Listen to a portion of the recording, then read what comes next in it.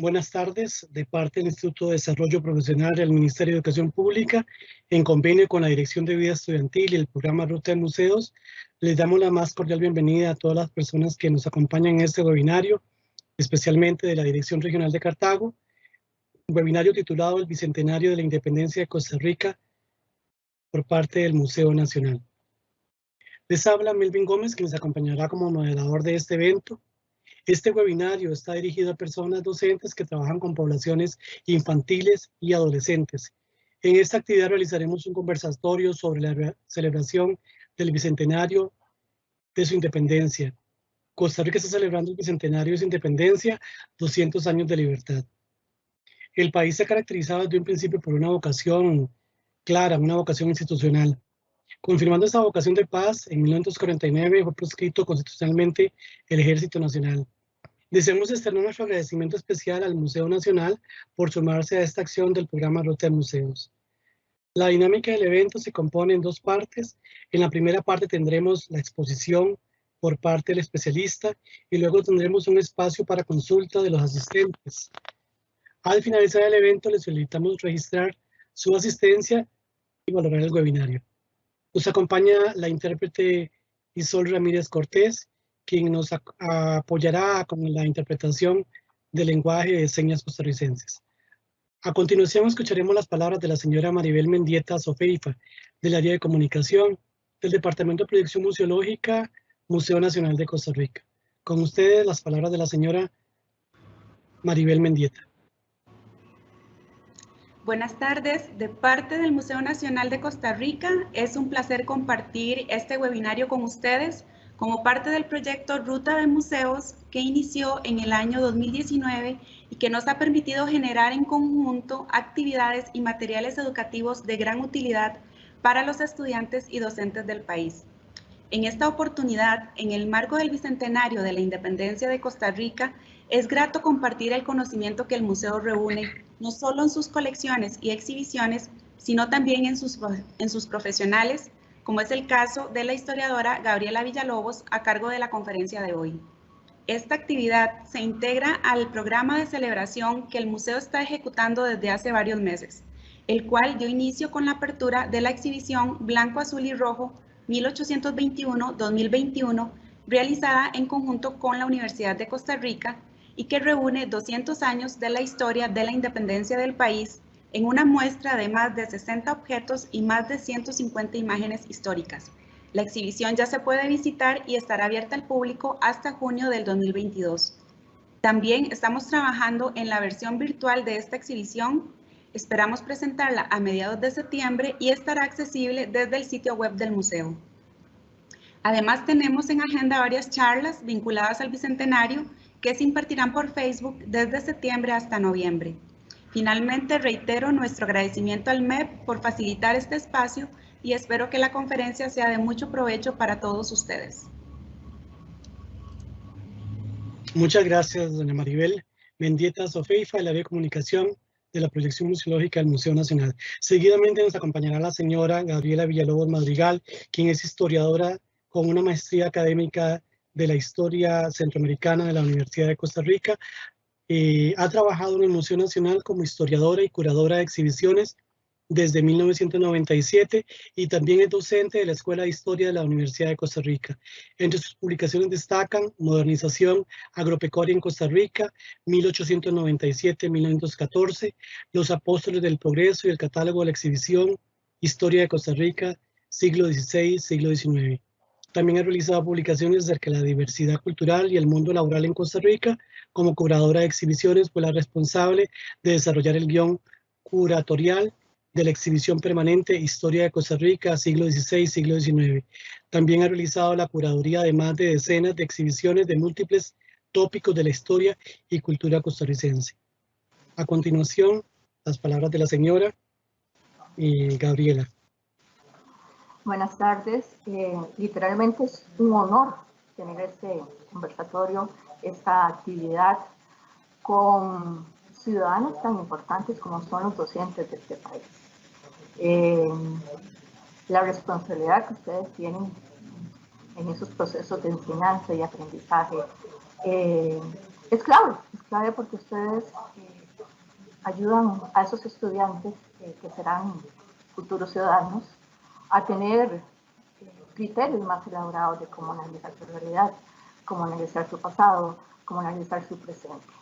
Y eso es algo que es clave en la discusión sobre la independencia y el bicentenario. Sinceramente también muchas gracias a todos los compañeros de INEP que tuvieron la deferencia de dejarnos compartir esta presentación. Voy a proceder a compartir pantalla.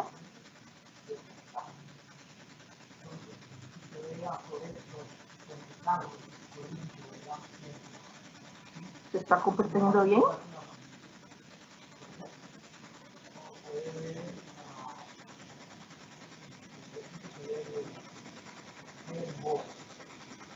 ¿Sí se está compartiendo bien la pantalla? Sí, está perfecto. Ok. Bueno.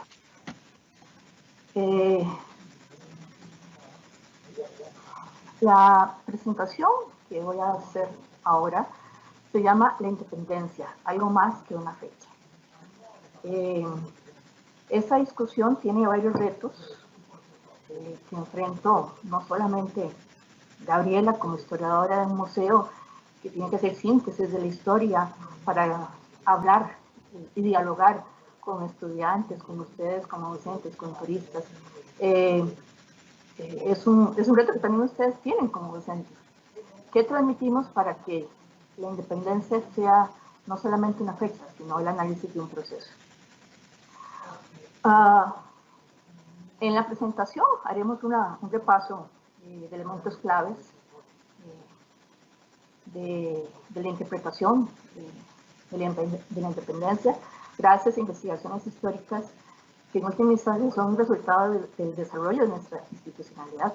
¿Por qué? Porque es ahí, por ejemplo, en ese proceso que se crean universidades como la Universidad de Costa Rica, la Universidad Nacional, donde hay historiadores que literalmente desde los 70 se le han dado la vuelta al revés, le han dado, bueno, una enorme cantidad de lecturas y relecturas a la historia, en donde todavía en los 70 mucho estaba centrado en la historia política, poco a poco fue transformándose en términos de ampliar la visión hacia lo social, lo económico, después hacia lo cultural y actualmente hacia lo ambiental.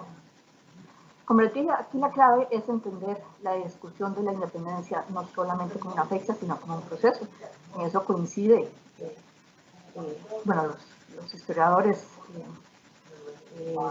de instituciones culturales, de instituciones académicas.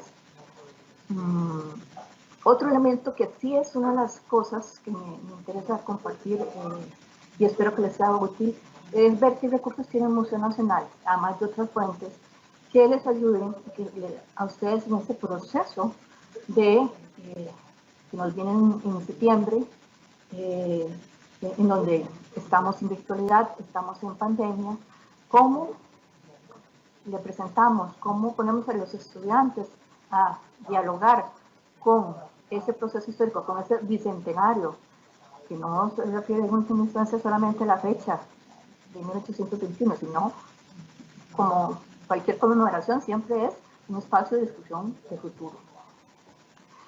Y eso, digamos, es importante y sinceramente digo de todo corazón, en mi caso como curadora de la nueva sala de historia, siempre espero que ese recurso sea útil y elementos de virtualidad que ahora pues veremos algunos y que considero que puedan ustedes aprovechar en esa relación virtual que nos ha quitado el cara a cara. Primero, Es cierto, digamos, que la independencia pues, es una conmemoración. Para muchos en nuestra memoria, más allá de la historia en sí, es la festividad y son los recuerdos de nuestra niñez. Sin embargo, es importante entender que es un complejo proceso histórico, donde hay rupturas, hay nuevas formas de organización política modernas, elemento clave, una búsqueda llena de incertidumbres, negociaciones y conflictos. Y eso pasó no solamente en Costa Rica, eso pasó en toda América Latina. Y hay algo importante, aunque nosotros ahora, digamos, 200 años después, vemos tal vez la historia como un proceso lineal, no podemos pensar que en esa época pues tenían un manual de decir, bueno, ¿cómo nos vamos a, ¿cómo se llama?, a organizar? Este va a ser el punto A, el B y el C, y este va a ser A, B y C. No, digamos, la incertidumbre alrededor del periodo de la independencia es algo que hay que tener muy presente. ¿Por qué? Porque son momentos, ¿cómo se llama?, además de que no hay respuestas, hay muchas opciones, hay muchos intereses, hay dinámicas internas, externas, internacionales, y no fue un proceso fácil. Pero el manual, las instrucciones, no andaban, no estaban.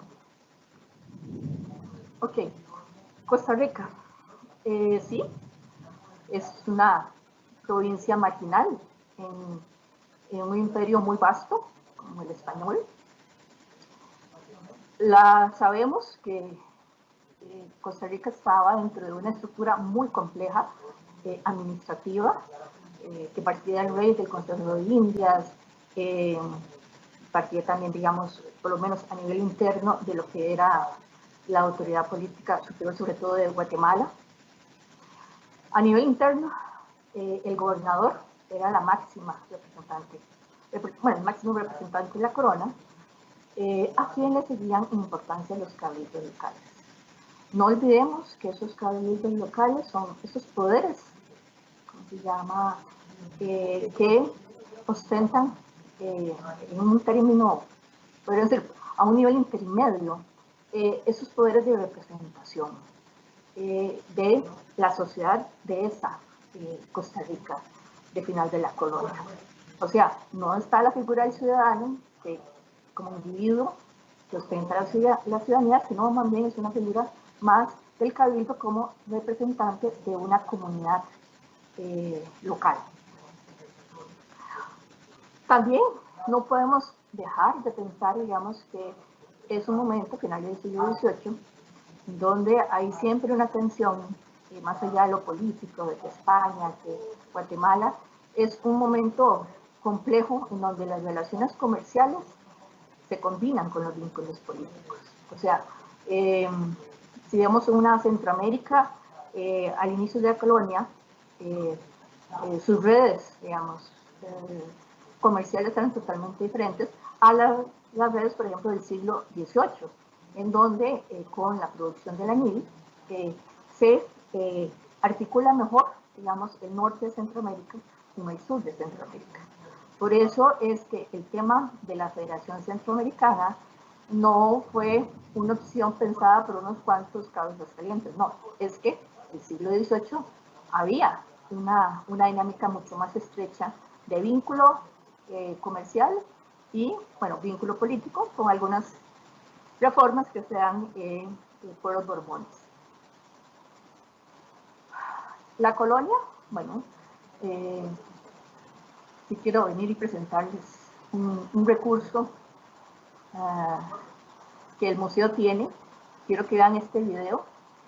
En la página del Museo Nacional, ustedes van a poder encontrar un recorrido virtual desde el periodo precolombino hasta la actualidad. Y ese recorrido virtual ustedes deciden cómo hacerlo. Bueno, eso es una colaboración, digamos, que se le hizo al Museo Nacional. Si ustedes ven acá, pues estoy solamente haciendo un pequeño recorrido en lo que es el periodo de la colonia, donde sabemos que a la par de este poder español administrativo, la otra gran institución que hasta a veces podemos decir más poderosa, ¿quién es? La Iglesia. la Iglesia Católica, que hoy, para efectos, sigue teniendo un peso importante. En esta Costa Rica colonial, pues transforma, digamos, la dinámica política, social de las comunidades indígenas, al punto de llevar una crisis monstruosa. Es una autoridad que también es confusa en sus, ¿cómo se llama?, en su estructura interna. Y llegado el momento, acordémonos que un elemento fundamental en la colonia es la explotación de la población indígena. Hay un primer periodo en el siglo XVI que se llama el periodo de la encomienda, donde fue tan fuerte, digamos, el golpe en esta población indígena que disminuyó en algunos lugares hasta un 80%. Ya después el sistema económico no pudo sustentarse en la explotación indígena, como si pasó en otros países de Centroamérica. Y ese es un poco el panorama, digamos, con el que llegamos a la colonia.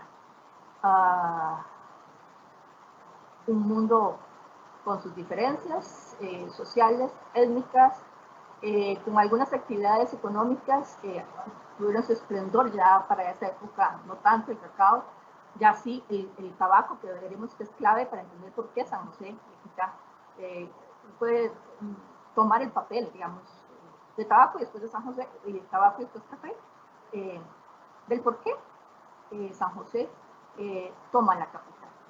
Solo como detalle, digamos, ven en esa imagen un lente, podríamos decir que es una de las piezas más originales que tenemos en la colección, que está exhibida en una pequeña vitrina que se ve al fondo.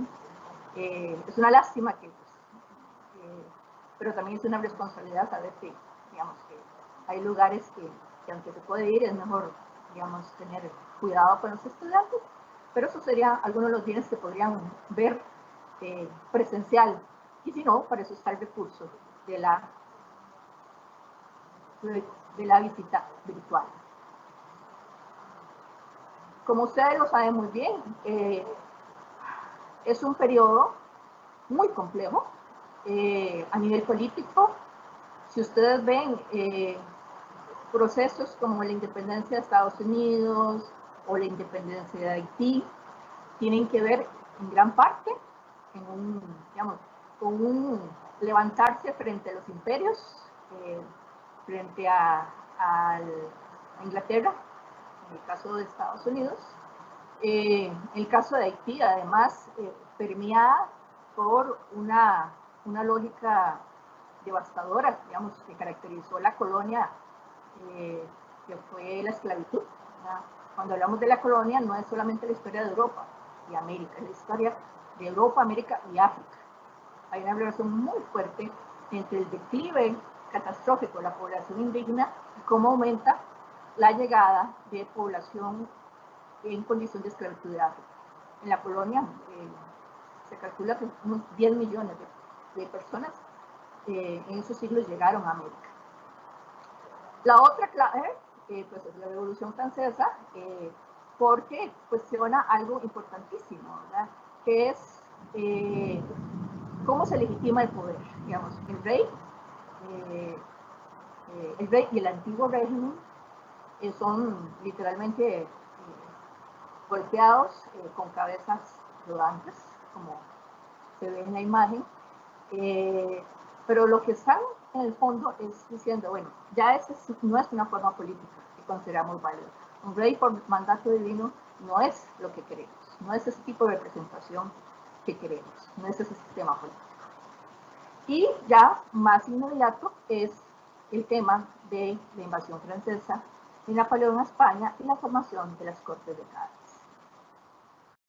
Las Cortes de Cádiz en sí es posiblemente uno de los temas más interesantes. Yo, por desgracia, no puedo, estoy literalmente amenazada de que no hable mucho, pero sí les puedo recomendar, digamos, que revisen los estudios de Manuel Benavides, que ha estudiado sobre todo una figura clave como es Florencio de Castillo. Lo cierto es que, más allá de los detalles, ¿qué significó las Cortes de Cádiz? El ejercicio de asumir el poder que se supone que está representado en el rey por poderes locales, ¿verdad? Y es ahí donde, por ejemplo, se da una nueva constitución, como vemos en la portada, y también una dinámica política que podemos decir una independencia intermedia, tanto en España como en América Latina, porque no se reconocía a la figura francesa que estaba en la cabeza.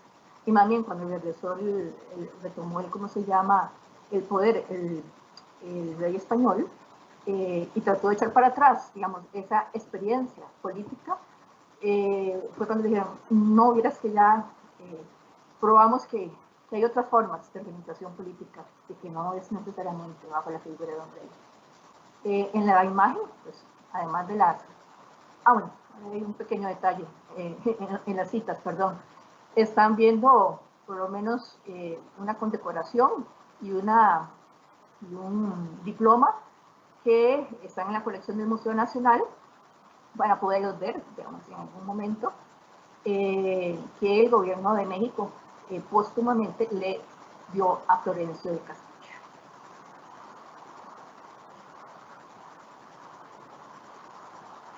Importante, digamos, la independencia, más allá de esa cadena de acontecimientos, influencias, no se entiende sin circulación y construcción de nuevas ideas. Y por eso, los que, como se llama, algunos me imagino que ya habrán ido al museo, pero por eso hay una pieza que nunca puede faltar, que es esa primera imprenta que llegó al país en 1830. Conste, de Centroamérica fuimos el país que más tarde trajo una imprenta. ¿Qué es lo interesante cuando pienso en el tema de los recursos que pueden ustedes utilizar? Es, por ejemplo, lo que estamos viendo aquí, que es el SINABI, que es la página de la Biblioteca Nacional. Esta página de la Biblioteca Nacional, para felicidad a los historiadores, tiene muchos periódicos, muchos libros, mucha información escaneada que es de acceso a cualquiera. Si uno ingresa a la biblioteca digital y bueno, le da una búsqueda, aquí lo que hice fue un ejercicio de búsqueda por medio de libros. Si ustedes ven, despliega varios de esos libros, pero ese que está saliendo el primero, es el primero, valga la redundancia, el primero que se imprimió en Costa Rica, por una figura muy importante en la educación y en el ámbito político. Y si ustedes ven, y si fuese el caso hacer ejercicios con los estudiantes, ustedes pueden bajar ahí documentos originales donde ellos desarrollen esa habilidad, como se llama, de análisis, que es importante para pensar la historia. Libros hay menos, pero los periódicos de la época es una cantidad, podríamos decir, monstruosa. Y qué interesante podría ser para los estudiantes, además de usar una estrategia basada en las TICs, poder acercarse a veces, como se llama, explorar a esa fuente primaria.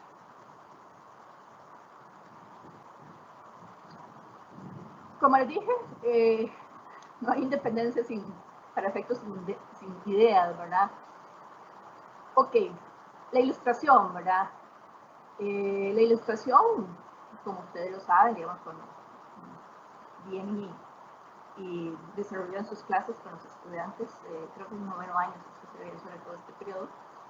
En última instancia, pone a la razón y a la ciencia como las formas de entender el mundo.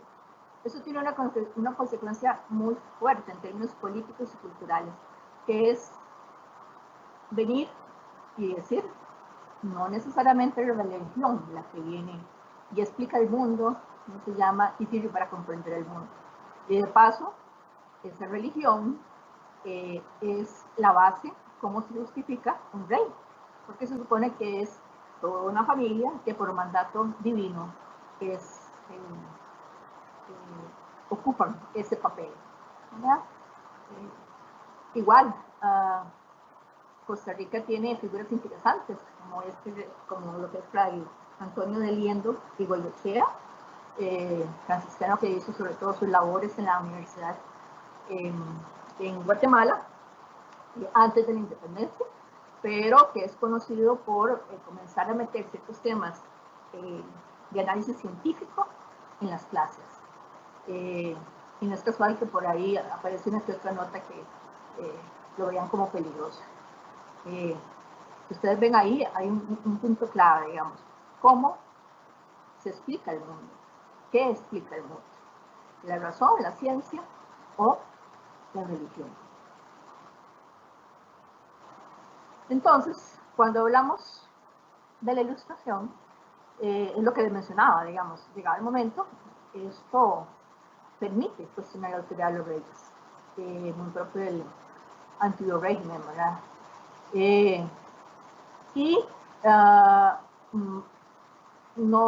O por lo menos lo enfrenta, claro, todavía en esta época, antes de la independencia, no está claro este concepto, pero llegado el momento es una discusión de quién tiene el poder y con qué figura, ¿verdad? Un rey por mandato divino o ciudadanos que se suponen son los que tienen la soberanía y que se organizan políticamente. Eso es un principio clave de la modernidad y es como entendemos ahora el Estado moderno y, por ejemplo, el rol de ciudadano. Claro, el rol de ciudadano más básico es a veces, en términos de sistema político, a veces solamente votar, por ejemplo. Es un problema que tenemos con respecto al concepto de la democracia en Costa Rica, que es más electoral que participativa. Y la estructura política no ayuda, digamos, por ejemplo, a nivel de asamblea legislativa, y cómo se eligen, digamos, los puestos. Es cierto que Costa Rica no tuvo el carácter violento de otros procesos independentistas, pero hubo tensiones internas, hubo ciertos movimientos, digamos, décadas antes, sobre todo con la imposición, digamos, de ciertos impuestos o la concentración de ciertas actividades económicas. Algo importante, pues, es el descontento de los criollos, ¿verdad? Porque ya estamos hablando de varias décadas, varios siglos de familias, sectores que llegan a tener mucho poder económico, pero no pueden disputarle a un nivel alto el poder político a un español recién llegado. Otro elemento, el no poder comerciar libremente. La gracia de un imperio, la gracia de la colonia para los españoles era lograr conseguir, ¿cómo se llama?, ganancias, cobrar impuestos y controlar con quién se comerciaba, ¿verdad? Y acordémonos que eso es una época en donde ya hay mucha presión de los ingleses en el Caribe. Otro elemento, la falta de autonomía, pero según estudios de David Díaz,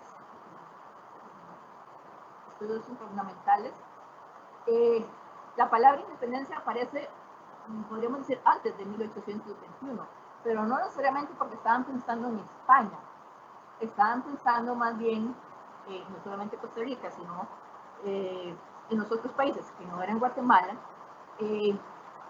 las desigualdades en cuanto a esa élite guatemalteca, más en un siglo donde había un boom económico muy fuerte alrededor del añil. La verdad es que el añil es un tinte, digamos, época en que además estamos viendo la revolución industrial, donde el textil es como, digamos, su producción es clave.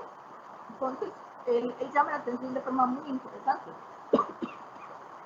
que aunque no estaban pensando literalmente en España antes de 1821, pero bueno, no digamos, no, el caso de Centroamérica, pero sí había un concepto de independencia, sobre todo de esa élite guatemalteca. Aquí podemos ver algunas imágenes claves de cómo se manejaba ese poder, ¿verdad? Las ordenanzas de su majestad y imágenes donde vemos ese mundo colonial, aunque sea con la visión del siglo XIX, ¿verdad? Que es esa costa caribe tan intensa en comercio de contrabando. Y abajo una imagen que usted puede ver algo que es fundamental, que es los poderes, ¿verdad? Usted ve la iglesia, ve el ejército, ve a ciudadanos, ve una iglesia de fondo. Recordemos que esos poderes, esas figuras son importantes en cualquier forma de administración, ¿cómo se llama?, de un poder centralizado. Y en el caso de la colonia, pues, la iglesia en algunos momentos era mucho más fuerte que la misma administración del gobernador. Ojo, ¿verdad? Costa Rica llega a la independencia, pero tenemos que tener mucho cuidado con el imaginario que nos llega, ¿verdad? El discursos tradicionales de historia donde nos dice que todos éramos igual de pobres, que todos éramos blanquitos, que por ser igual de pobres, por eso es que somos democráticos. Bueno, además de ser blanquitos, ¿verdad?, recién bajados del barco y pacíficos, pero ya veremos, bueno, ya sabemos, y espero que sea siempre un tema importante, digamos, en las lecciones que ustedes imparten, que ese discurso mítico pues no tiene un sustento real. Por ejemplo, digamos, a nivel social, socioeconómico, la figura del vecino principal y la gente del común, así ellos hablaban, digamos, de esos vecinos principales que eran realmente las élites administrativas, los que habían sido los principales encomenderos, los que eran dueños de grandes haciendas, y la gente del común se referían más que todo a los que en una época en donde el concepto de propiedad privada no existía, tierra, digamos, como propiedad privada no existía como lo conocemos a partir del siglo XIX, la gente del común era la que vivía, o sea, la mayoría, en tierras comunales, ¿verdad? Y, obvio, el otro eje importantísimo es esa diferenciación étnica, ¿verdad? Criollos, mestizos, indígenas, afrodescendientes. Lo interesante es que los censos borbónicos de finales del siglo XVIII, cuando usted compara los datos de todo Centroamérica, Costa Rica y despuésito Honduras es el país que tiene la población mestiza alrededor de un 60% más alto. Y se sabe que empieza pues, desde inicios de la crisis. Igual, la independencia como proceso regional, ¿verdad? No podemos pensar que Costa Rica era el ombligo del mundo, ¿verdad? Y por eso no podemos explicar la independencia a partir de discutir que si es un 28, que si es un 29 de octubre, de un 15 de septiembre. Sabemos el elemento clave, digamos, que fue la invasión francesa a España y lo que fueron las Cortes de Cádiz. Y aquí vemos pues esa secuencia de cómo va circulando la información. Desde pues el centro más poderoso, digamos, en términos hacia el norte, que es el Virreinato de Nueva España, México, Chiapas, que administrativamente no era, digamos, como es hoy, digamos, parte del Estado mexicano, y ya después vemos ahí cómo van llegando y van avanzando esas actas que son releídas, depende de la forma, digamos, a dónde lleguen. Aquí algo muy importante, digamos, cuando hablamos de los nublados del día, de la reacción cautelosa, más allá de que, qué sé yo, que el gobernador quisiese pues, que no se quitase esa relación directa con España, lo cierto es que hay una preocupación muy fuerte del vacío de poder. O sea, si España no está, entonces Costa Rica, ¿quién depende? ¿Va a seguir dependiendo de León? O algo todavía más complejo respecto a León. León va a seguir, ¿cómo se llama?, dependiendo de Guatemala.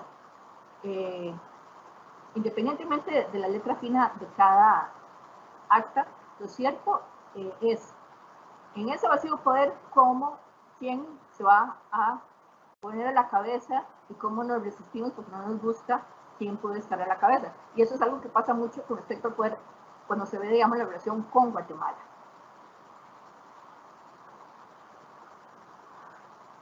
Aquí también, si ustedes van al archivo, digamos, en la página del Archivo Nacional pueden ver, ya que, bueno, ni los superiores podríamos verla en directa, este pequeño corto que ellos tienen sobre el acta del 29 de octubre de 1821. Acordémonos, sí, es fundamental.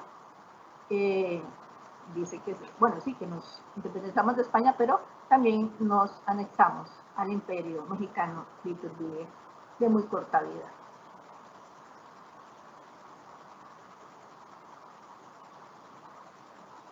Entonces, ¿qué esa discusión sobre si es 15 de septiembre, 29 de octubre? Bueno, primero es una discusión que nunca se va a acabar, ¿verdad? Lo cierto es que, digamos, por lo menos para tener criterios, importantísimo, vean las investigaciones de David Díaz, área de la Universidad de Costa Rica. Lo cierto es que sí, vemos la independencia no como un tema de una fecha, sino de un proceso, nos damos cuenta que todo, digamos, que llegado el momento, todas esas actas son, en última instancia, un proceso de incertidumbre, ¿verdad? ¿Qué es lo interesante que nos señala David Arias? Que llegado el momento, aunque bueno, en algún momento se pensó que tal vez el 1 de diciembre puede ser la celebración, ¿cómo se llama? Los costarricenses, claro, siempre en el inicio, en el marco de la Federación Centroamericana, se adhieran a comenzar a celebrar el 15 de septiembre como fecha de independencia, cuando pues obvio nosotros todavía no sabíamos qué había pasado el 15 de septiembre hasta muchos días después. Lo que pasa es que esto sí nos remite a que en esa época, digamos, había un concepto más amplio. No éramos el ombligo del mundo, sino éramos parte de una región que se llamaba Centroamérica. ¿Okay? Entonces, no es una discusión de qué dice tal artículo, qué dice otro, es que sí es importante, digamos, tener conciencia de que, y no hay problema en venir y decir, bueno, sí, aquí se dice esto, aquí se dice el otro, digamos. La discusión no tiene que centrarse en cuál fecha es y cuál otra no puede ser, es qué proceso estamos viendo y venir y tomar conciencia que llegado el momento, los costarricenses pocos años después decidieron y se adscribieron a celebrar el 15 de diciembre la independencia. Pero es eso, el 15 o el 29 es una fecha, digamos, parte de un proceso. Tal vez es mucho más trascendental para efectos de independencia el Pacto de Concordia, ¿verdad? Porque ahí vemos todo lo que es ya ¿cómo se llama? Las formas de gobierno, las elecciones, y ya no es la figura del rey, sino es la figura del ciudadano. Claro, ciudadanos que al inicio, digamos, en el siglo XIX, tenían que votar, digamos, en dos, ¿cómo se llama? Como lo hacen en Estados Unidos, ¿verdad? En dos etapas, en donde, obvio, solamente hombres, requisitos a veces de tener cierta propiedad, de leer, y acordémonos que para efectos de ciudadanía, las mujeres tienen que esperar hasta 1949, ¿verdad?, para votar. Y a inicios del siglo XX que ya se establece, por ejemplo, el voto directo y el voto secreto. Pero lo que quiero decir es que el concepto ciudadano, que pueda sonar muy lindo, llegado el momento es una formación también muy excluyente. Ok, la mesa de discusión, opciones, elección al Imperio Iturbide, a Colombia. La más importante tal vez, bueno, León, ¿verdad? Que perdemos que teníamos una relación muy fuerte momentos antes de la independencia, y lo que es la Federación Centroamericana, ¿verdad? A la cual Costa Rica perteneció hasta 1838. En la colección del museo, por ejemplo, tenemos un cuadro, este que dice 1920, ese cuadro está muy relacionado cuando se celebró el centenario de la independencia en Costa Rica, Solís Povedano, y siempre el tema de Centroamérica ha sido un referente, digamos. Y si nos ponemos a hilar más fino sobre, digamos, la relación de los primeros escudos, que ya después convertimos en provincias, pero en últimas provincias internas, ya después nos damos cuenta que también tiene una relación con las antiguas provincias de Centroamérica. El Estado, bueno, el Estado igual, el manual no hay. Poco a poco se fueron creando las bases, digamos, está la incorporación del Partido de Nicoya, la proclamación de la República, pero, digamos, como proceso clave, hay que entender, digamos, que dos cosas son, tal vez una, la más importante, la centralización del poder político. Por eso es que tuvimos guerras internas, por eso toda América tuvo guerras internas, porque el Estado moderno, digamos, en última instancia, juega con un concepto de quién centraliza el poder. Y acá, en una relación muy estrecha, digamos, de surgimiento por la producción tabacalera a finales de la colonia, ser el centro también del mundo, del inicio de la actividad cafetalera, es que San José pudo disputarle esa capitalidad a Cartago. Ok, la caficultura, digamos, por lo menos hay una primera cosa que hace, que es ser una base económica. El Estado hace 100 años, hace 50 años y hoy ocupa de fondos extras para mantenerse. Claro que ahora, pues, sobre todo es a los sectores medios, y no solamente a los sectores medios y los sectores populares, quienes se les carga digamos, ese financiar el Estado. Por lo menos acá hay muchas áreas para efectos de desarrollo institucional que son muy efectivas. Pero lo cierto es que esa coincidencia entre el desarrollo del Estado después de la independencia y el desarrollo de la actividad cafetalera fue importante.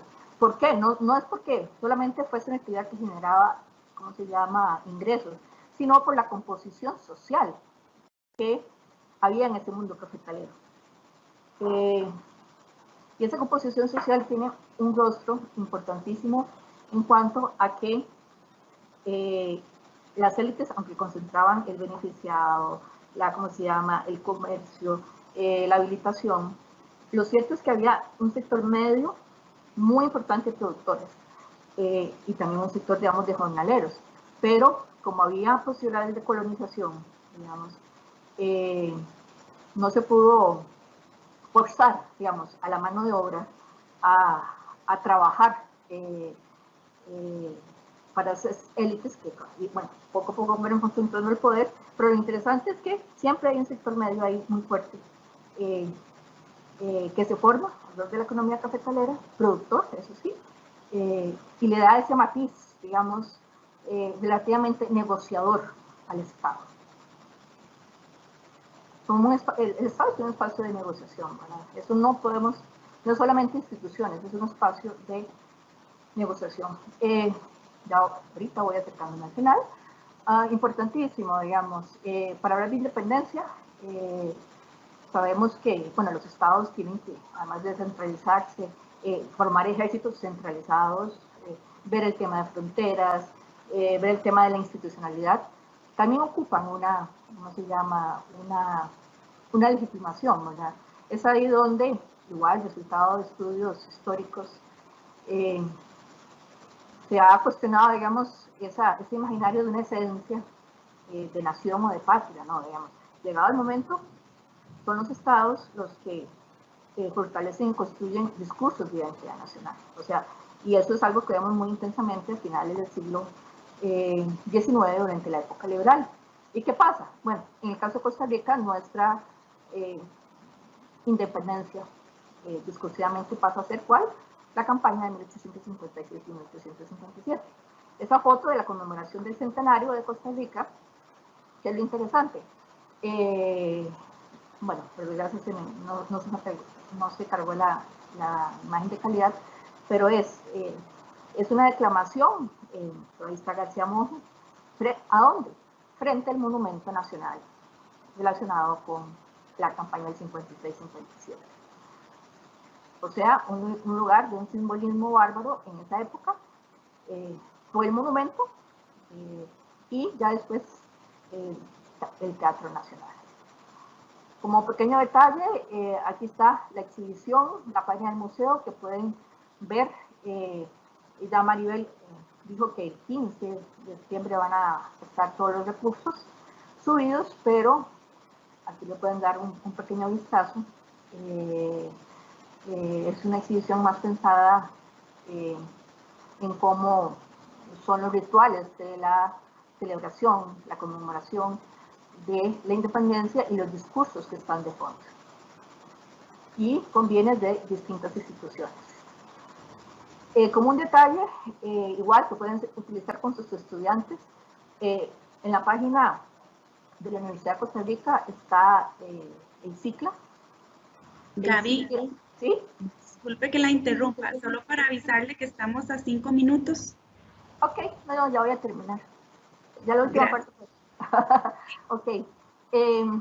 Si se meten al CICLA, hay una base de datos que se llama Efemérides del Bicentenario de la Independencia de Costa Rica.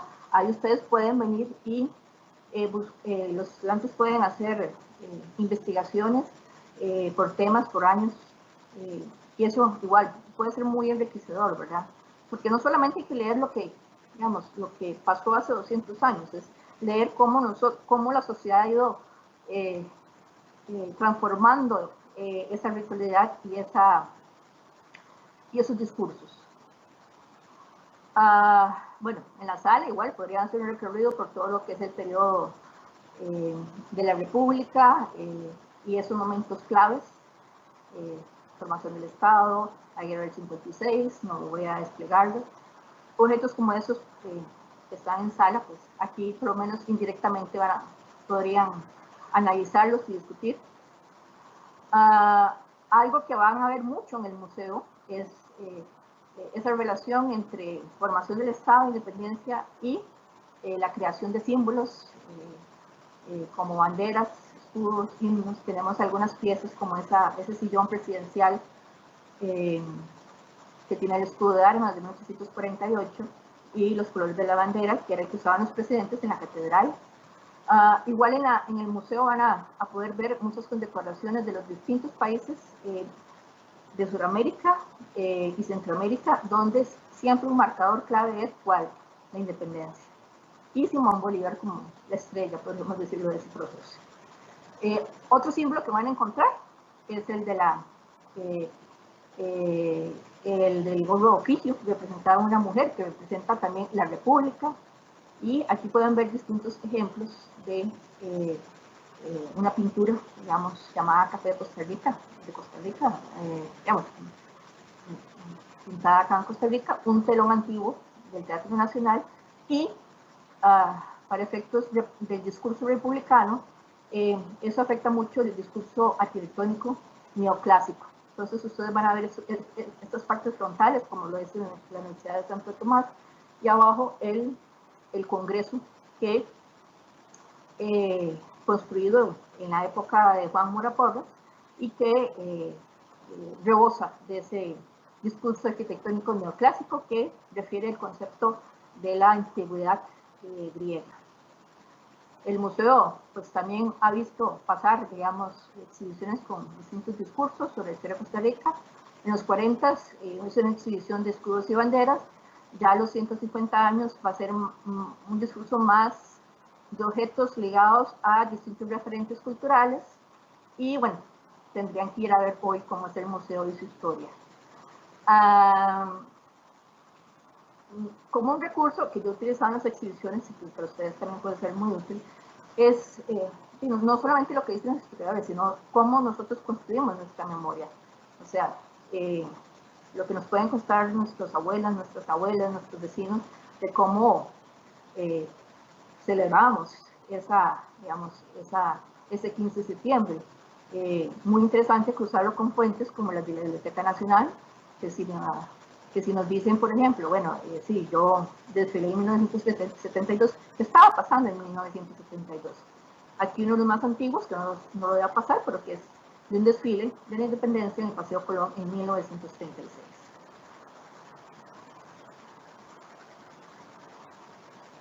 Acá, igual, digamos, acordémonos que un cambio clave importantísimo en la ritualidad de la celebración de la independencia es pasar de que los soldados o ciertas élites fueran el centro a que los estudiantes fueran el centro de la celebración. Estos niños llegaron al museo cuando se estaban cumpliendo 150 años. Muy interesante, lean esa, ¿cómo se llama? Esa fotografía. Vean a ese niño descalzo, eso sí está feliz. La Costa Rica de 1971 era una Costa Rica que más bien estaba en su esplendor del concepto de Estado benefactor. Muy diferente, digamos, a la Costa Rica del Bicentenario. ¿Por qué? Porque la Costa Rica del Bicentenario está presentando problemas después de la crisis de los 80 muy fuertes, donde se cuestiona esa función del Estado. Cuando hablamos de función del Estado, estamos pensando en funciones sociales, educativas, cómo se financia ese Estado. ¿Qué significa, por ejemplo, financiar la educación y que la educación siga siendo, por ejemplo, una de las herramientas más importantes para no quedarse eternamente pobre, ¿verdad? Esta es la última, ¿cómo se llama? La última filmina de la presentación. Bueno, igual es un pequeño recorrido del museo, me voy a adelantar y les voy a contar que al final de todo el recorrido, a la par de cuáles son las preocupaciones de los costarricenses, hay un espejo. Yo quería llamar a esta exhibición Costa Rica frente al espejo. ¿Qué tiene ese espejo? El espejo tiene una pregunta. Esa pregunta es, ¿quién construye la historia hoy? Siempre, digamos, fue una decisión curatorial que tomé porque aquí el punto es cómo la sociedad asume sus responsabilidades ciudadanas para enfrentarse al futuro. Hace 200 años les tocó también un momento duro, ahora en el bicentenario a Costa Rica le toca otro momento muy difícil, muy complejo, en donde, aunque el Estado, bueno, en la pandemia ha demostrado, digamos, esas fortalezas, pero al mismo tiempo tenemos una sociedad en donde la diferenciación social, de la distancia social, se ha disparado como, bueno, como nunca lo hemos visto en Costa Rica. Entonces, hay un reto, hay una incertidumbre. El punto es, si nos vemos en ese espejo, ¿qué es lo que vamos a ver? Y sobre todo responder a esa pregunta, digamos, ¿quién construye la historia hoy? Y les digo, no es solamente los presidentes. Mucha de la historia se logra en las calles, se logra presionando, se logra de muchas otras maneras, pero no solamente es un tema de historia política, sino es un tema de cómo los ciudadanos participan y se articulan desde la sociedad. ¿Ok? Como ya me pasé un poquito, voy a hacer la regañada, pasaría, bueno, Maribel, a ver si hay preguntas, comentarios. Muchas gracias, doña Gabriela, por compartir su conocimiento y experiencia en el área de desarrollo profesional. Agradeciendo, hay una persona que debemos agradecer especialmente sobre la logística que ha estado detrás de bastidores, como decimos siempre, ¿verdad? La señora Laura Sánchez, que ha recopilado información y que ha sido vital en este desarrollo de este webinar. A continuación, la compañera Maribel Mendieta dará lectura a las preguntas que se generaron durante el conversatorio. Adelante, Maribel.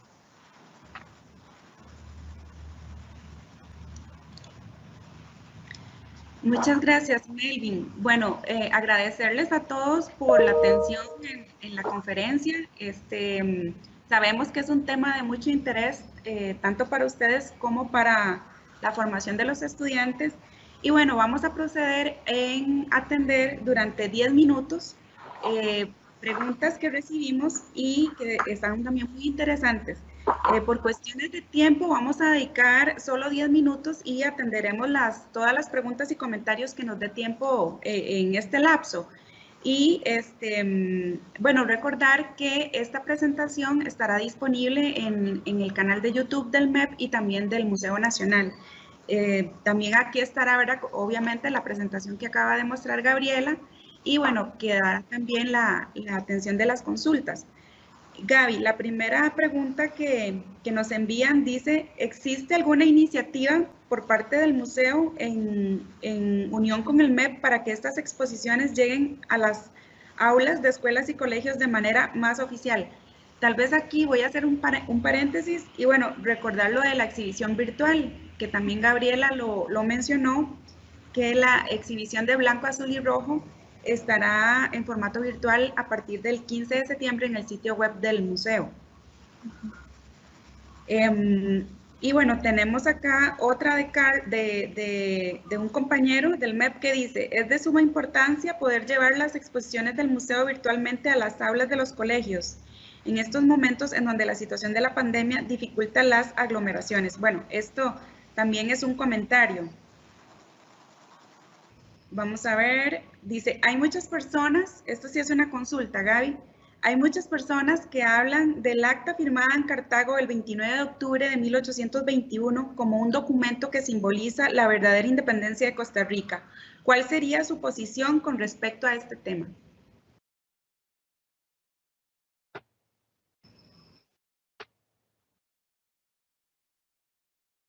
Me parece que hubo una interrupción en la señal de Gabriela. No sé si los compañeros la pueden ver o si la pueden escuchar en este momento. Creo que está bloqueada la imagen. Sí, me parece que estamos teniendo una falla técnica con la transmisión de Gabriela. Vamos a dar un momentito mientras resolvemos el problema técnico y bueno, voy a aprovechar para compartir con ustedes algunos de los comentarios que nos llegaron de parte de ustedes. También dice, para información sobre Florencio del Castillo, pueden visitar la Municipalidad de Paraíso de Cartago. Después, bueno, con respecto al tema de la exhibición blanco, azul y rojo, les extendemos nuevamente la invitación. Esta exhibición está abierta en este momento, ya la pueden visitar y en el horario regular del museo, que es de martes a domingo. Con estudiantes pueden hacer la visita. En este momento, eso sí, se subdivide el grupo en subgrupos de 15 personas por el tema de la pandemia, pero sí, la exhibición ya está disponible y también pueden motivar a sus estudiantes para que la visiten con sus familiares y recordarles que la entrada al museo es gratuita los domingos para todos los costarricenses identificados. También les recordamos que la entrada al museo es gratuita para todos los estudiantes y los docentes. Entonces, pueden aprovechar esta exhibición que va a estar abierta todo un año, hasta junio del próximo año, y a partir del 15 de septiembre también la tendremos virtual y bueno, tal vez pueden generar algún tipo de dinámica con sus estudiantes. Maribel, ya tenemos a doña Gabriela. Ya tenemos a Gaby de nuevo. ¿Me escuchas? Sí. Sí. Gaby. Creo que literalmente cuando me acerqué al teclado toqué el botón que no tenía que tocar y salí sin querer. El museo, si ustedes se meten, digamos, bueno, eso es una de las cosas que hablábamos con los compañeros del MEP, de hacer una serie de referencias y esos links que yo menciono, ponerlos cuando se monte la versión final del video. La sala de historia virtual ha sido una herramienta fabulosa para que las personas se acerquen de una manera más vívida a esa historia. Además, recordarles que está filmada desde el periodo precolombino, sala que ahora está desmontada, y que, bueno, está en proceso, conseguir dinero y trabajar el guión.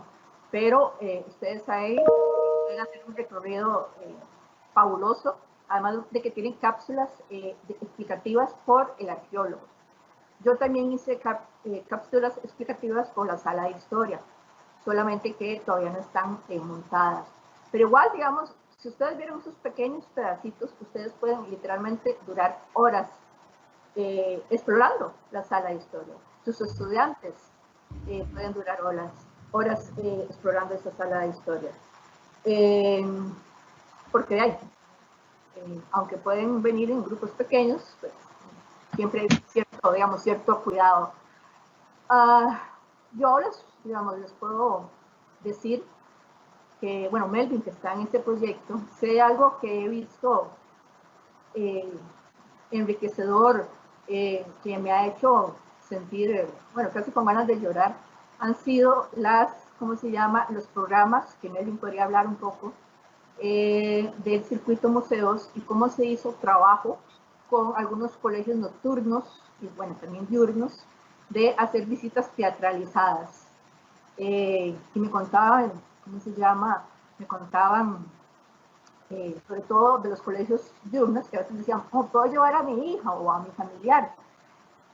Y tal vez lo que más me impactaba era por qué la gente no siente que el museo es un derecho cultural. El museo es de ustedes, el museo es de Costa Rica. El museo no es algo para verlo a la distancia. El museo está reflejando nuestra compleja historia, una historia que constantemente se está construyendo, y en una historia que en el momento del bicentenario está cargada de mucha incertidumbre, pero ahí es donde tenemos que cambiar la forma en que pensamos quién es el protagonista de la historia, ¿verdad? Esos niños, esos jóvenes, hombres, mujeres que ustedes están formando, son los que van a tener que ver cómo se enfrentan a Costa Rica después del bicentenario, ¿verdad? Y por eso, lo primero pasa por conocer cómo ha sido ese desarrollo. Y que no es un destino, puede cambiar y no necesariamente para bien. Gaby, tenemos varias preguntas. Okay. Vamos a proceder a responder las que podamos en un lapso de unos 8 minutos. Y bueno, vamos a empezar con esta que se la había comentado antes, pero por la interrupción de la señal puede ser que no la escuchó. Dice, hay personas que hablan del acta firmada en Cartago el 29 de octubre de 1821 como un documento que simboliza la verdadera independencia de Costa Rica. ¿Cuál sería su posición con respecto a este tema? La independencia no es una fecha, es un proceso. Y si vos me decís, digamos, no tengo problema en discutir la importancia del 29, ¿cómo se llama? De octubre. Pero acuérdense que también, independencia de España, anexarnos, ¿cómo se llama? Al Imperio de Iturbide, ¿ok? La del 15 de septiembre no es casual que los costarricenses la asumieran después como fecha de celebración porque sabían que ahí había una cadena de acontecimientos. Pero en última instancia, tal vez el documento, ¿cómo se llama?, más importante para decir, bueno, sí, en serio estamos pensando, digamos, en una forma alternativa, es el Pacto de Concordia, ¿verdad? Porque aunque estuvimos relacionados con la federación, digamos, no nos involucramos con la misma profundidad, digamos, que otros países del sur, como se llama, de Centroamérica. ¿Válido hablar del 29 de octubre como un acta fundamental? Sí. Resumir en una fecha la independencia, no. Ahí sí no estoy de acuerdo. Muy bien, tenemos otra consulta. Gaby dice, una pregunta que me hicieron hace mucho tiempo, ¿qué hubiera pasado si no se hubiera enviado a Florencio del Castillo o a algún representante? Bueno, eso es difícil, digamos, eso es como muy difícil de pensar el panorama, digamos, alternativo. Conste, digamos, fuimos un representante, digamos, pero digamos, el proceso digamos, el proceso en América Latina no, y en Costa Rica no se da porque tuvimos un representante, sino porque se dio una experiencia más amplia en España y en América Latina de asumir, digamos, ese concepto de soberanía que se supone tenía el rey en los poderes locales, tanto en España como en América Latina. Qué dicha que pudimos, tener a alguien que dio ideas muy importantes, muy valiosas, pero igual, digamos, para los historiadores siempre es muy difícil, ¿cómo se llama?, plantearnos futuros tan, digamos, futuros pasados. Lo cierto es que es algo más que un representante, digamos, el proceso es algo más que un representante, es toda una experiencia que permea, digamos, localmente, digamos, el decir, bueno, si el rey no está, pues nosotros, tenemos como poderes locales. Es un poco también un concepto que, digamos, con lo cual se reinterpretaba la forma política en el periodo de independencia, que es lo que se llama el pactismo, digamos. Por eso es que aunque hablamos a veces de soberanía de ciudadanos, eso digamos, se va construyendo a un plazo más largo, digamos, en el siglo XIX, y todavía hoy tenemos limitaciones en el concepto de lo que es ciudadano, porque a veces no lo vemos, por ejemplo, con conceptos más amplios como derechos humanos. En aquella época, esa forma pactista de manejar el poder era que esos poderes locales representaban a esas comunidades. O sea, no son solamente individuos, son representaciones dirigidas desde lo local. Bueno, como dije, qué dicha que, digamos, tuvimos una figura de Florencio del Castillo, pero la historia, para efectos de la experiencia de Cádiz, no digamos, y lo que repercutió después está más allá de Florencio. Bueno, hay que sentirse orgulloso, ¿verdad?, de lo que hizo. Ok. Muy bien, Gaby. Tenemos otra consulta que dicen, ¿hay alguna investigación que explique el papel de otros grupos sociales, indígenas, negros u otros, durante la independencia? Hay algunas investigaciones que se ha realizado, por ejemplo, Alejandra Bosa, que estudia más ampliamente a la población indígena en el siglo XIX. Hay historiadoras como Gina Cáceres que han estudiado a la población afrodescendiente en la colonia, que no es solamente, la población afrodescendiente no es solamente la que, la que está en condición de esclavitud, ¿verdad? Es mucho más complejo, digamos. No entenderíamos, por ejemplo, digamos, el surgimiento del culto de la Virgen de los Ángeles sin una práctica, digamos, de concentrar la población, lo que se llama la población parda, o sea, la que tenía, sangre africana, pero no estaba bajo un sistema, por ejemplo, obligado de trabajo, o sea, como esclavo. Rina nos puede dar algunas luces, digamos, de cómo se manejaba cerca la independencia a la población parda mulata. María de los Ángeles Acuña tiene una tesis doctoral sobre el tema del mestizaje. Eugenia Ibarra, por ejemplo, encontró cosas muy interesantes en la campaña del 56-57, donde los indígenas participaron, por ejemplo, con el ejército costarricense. Claro, algunos con un rol muy evocador del triste de la colonia, que era como cargadores, algunos casos, ¿verdad? Ese es el, digamos, y a la par, digamos, de estas exclusiones, digamos, étnicas, que no decir de género, todavía el siglo XIX, aunque poco a poco se va abriendo, el que podía ser ciudadano para elegir o ser elegido, pasaba por un filtro, ¿verdad? Se fue abriendo poco a poco, pero hay ciertas investigaciones que faltan, digamos. Eso es lo importante en la historia. La historia no solamente son las respuestas, sino las preguntas. Y se diría que tal vez a nivel de lo afrodescendiente en el siglo XIX. No he visto todavía como investigaciones como las que encuentro en Alejandra Bosa con respecto a los indígenas. Muy bien, Gaby. Y la última pregunta que vamos a atender por cuestiones de tiempo dice, ¿es correcto mencionar que cumplimos 200 años de vida independiente si se perteneció de manera intermitente hasta 1838 a la Federación, cuyo centro de poder era Guatemala? Acordémonos que estamos hablando de la independencia del Imperio Español, ¿verdad? La relación con la Federación, llegado el momento, la Federación no cuajó como una forma de organización política centralizada moderna.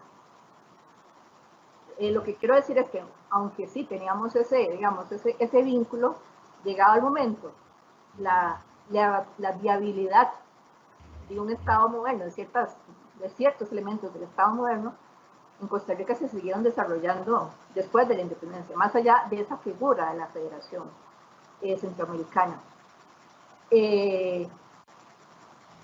No es lo mismo, digamos, contar esa historia, por ejemplo, en la relación, qué sé yo, Guatemala-El Salvador, o Guatemala-Honduras.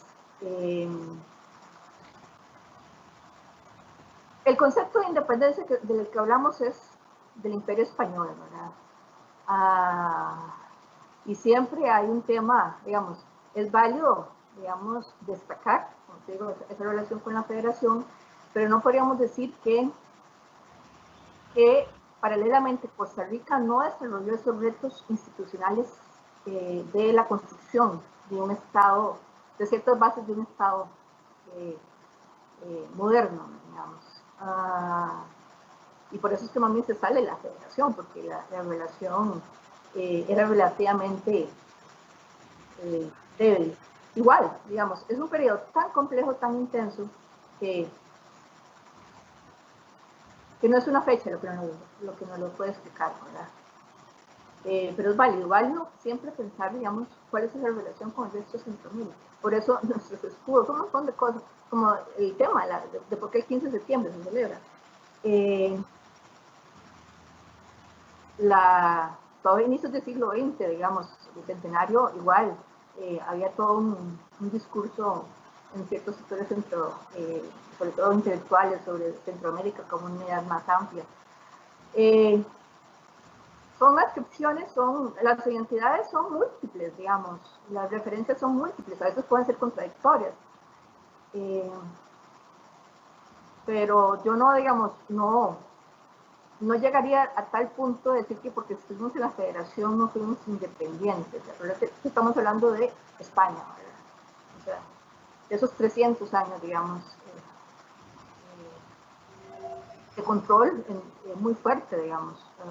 Si vos me decís que en el periodo de la Federación, por ejemplo, Guatemala, digamos, envió a tomar la figura, digamos, asumir, por ejemplo, la cabeza administrativa de todo Costa Rica, yo digo, bueno, eso es otra cosa. Pero no necesariamente fue así el proceso, ¿verdad? Localmente, porque se fue construyendo, digamos, ese poder relativamente centralizado, que le costó, como a cualquier otro país en esa época, saber si podía ser viable, digamos, y es ahí donde se comienza a ver, digamos, mucho de los símbolos, es un tema a veces hasta diplomático, el hacer mapas, es a veces un tema, como se llama, decir, bueno, sí, somos un país viable, reconózcanos. La programación de la República tiene que ver con ese verbo, con esa forma de buscar viabilidad, por ejemplo, diplomática. Es complejo. Cada tema es... Muy bien. Bueno, muchas gracias, Gaby. De esta manera cerramos el bloque de preguntas y les agradecemos a todos los que participaron enviando sus consultas y también sus comentarios. Muchas gracias, Maribel. Nuestro agradecimiento a todas las personas que nos han acompañado en este webinario. Asimismo, agradecemos a la asesora Suani Chavarría del Instituto de Desarrollo Profesional Ladislao Gámez Solano por su aporte y apoyo en la realización de esta actividad. Agradecimiento a Isol Ramírez Cortés, quien nos acompañó y nos apoyó con la interpretación del lenguaje de señas costarricenses. Igualmente manifestamos nuestro agradecimiento al personal de la Dirección Regional de Cartago, acá presente. Les recordamos que esta charla se encontrará disponible en el canal de YouTube del Instituto de Desarrollo Profesional y les agradecemos registrar su asistencia en el enlace que les colocamos en la publicación. Que de esta manera damos por concluido el evento, que tengan una buena tarde y provecho con ese café. Muy amable, gracias. Muchas gracias.